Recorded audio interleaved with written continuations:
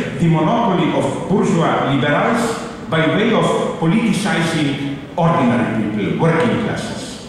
If the task of the 20th century was to politically awaken the immense rural populations of Asia, Africa, Latin America, and so on, maybe the principal task of the 21st century is to politicize, organize, and discipline these excluded, destructured masses of slum dwellers. And this is why, although I do not idealize Hugo Chavez, he's doing many crazy things, I think it will not end well, but honestly, one thing I think is his eternal achievement.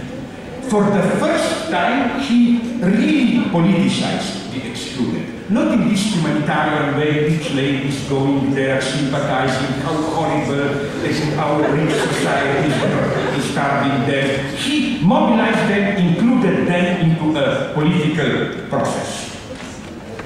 So, to stop now, this I see as the 4 spheres of problems today, where I don't think they can be, in the long term, solved within the global capitalist frameworks. Of course, they are not of the same order.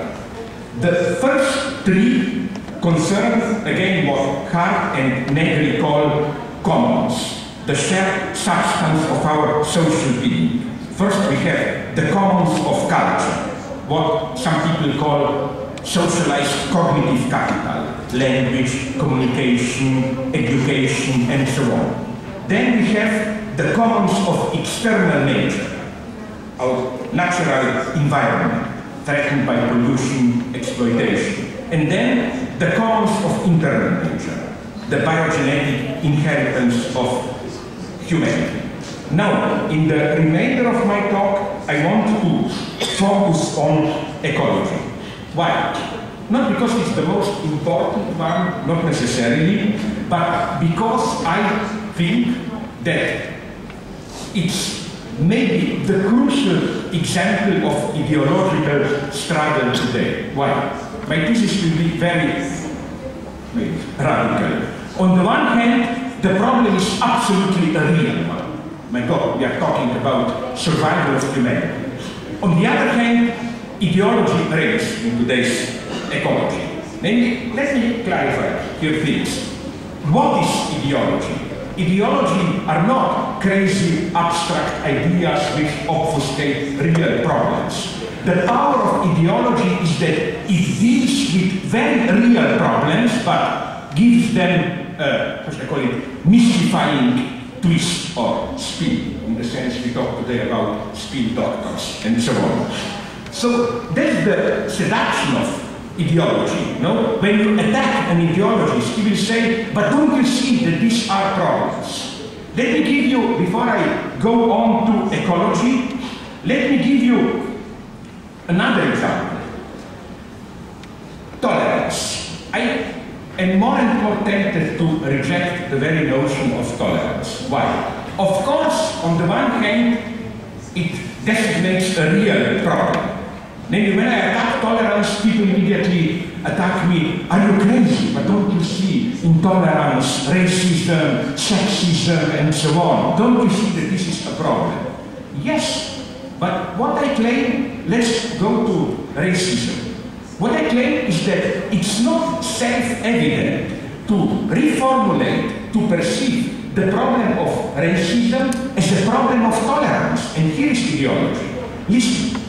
If you don't believe me, you can repeat my experiment. I went on the internet and downloaded all the main speeches by Martin Luther King, the great figure of the 20th century fight against racism. And I put, you know, simple search, tolerance, intolerance. The word practically doesn't exist in his vocabulary. Why? For him, American white racism against the blacks was not the problem of tolerance, it was the problem of political equality, economic justice, and so on. For him, it would have been humiliating and ridiculous to say, we blacks want more tolerance from rights. And if you are a feminist, and I hope you are, a woman with a minimum of feminist pride, you would also find it ridiculous, humiliating to say the goal of feminism is that more tolerance from men. It's a bad joke. So again, the true question is, of course, what we perceive as intolerance, racist, violence, and so on, is a problem. Why is this problem perceived as the problem of tolerance and not of legal equality, economic justice, and so on? Here we see ideology at work. Real problem mystified. The answer, I think, is that we more and more we are approaching so-called post-political era where, let's call them naively, the real problem, political power, economic regulations, and so on, are more and more depoliticized, so that whenever battles are fought, they are always translated into cultural battles, conflicts. For example, in the United States, the only way that any reference to exploitation and class struggle survives is that you talk about the exploitation of Mexican immigrant workers, of the blacks, and so on, and then ideology enters. No? Instead of talking about economic exploitation, you somehow, even if you don't say, act as if the root of economic exploitation is our intolerance towards the others. All of a sudden, the problem becomes tolerance. I think there is an ideological mystification at work here. And the same goes even more for ecology. In what sense? Today's ecology is predominantly the ecology of fear.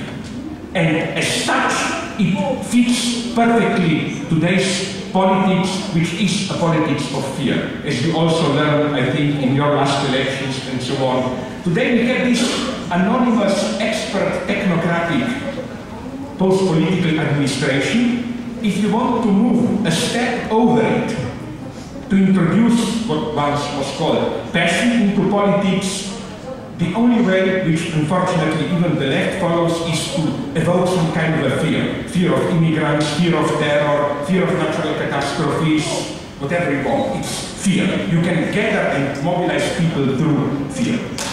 This ecology of fear, I think, has all the chances of developing into our predominant ideology. A new, I'm ironically here using Marx's term for religion, a new opium for and of the masses. Namely, it takes over the old religion's fundamental function, that of putting on, of installing an unquestionable authority which can impose limits. The lesson this ecology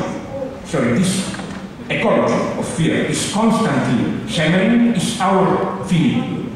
We are not abstract Cartesian subjects extracted from reality. We are finite beings embedded in a biosphere which vastly transgresses our horizon. In our exploitation of natural resources, we are borrowing from the future, so one should treat our Earth with respect as something sacred, something that should not be unveiled totally, a power we should trust, not dominate.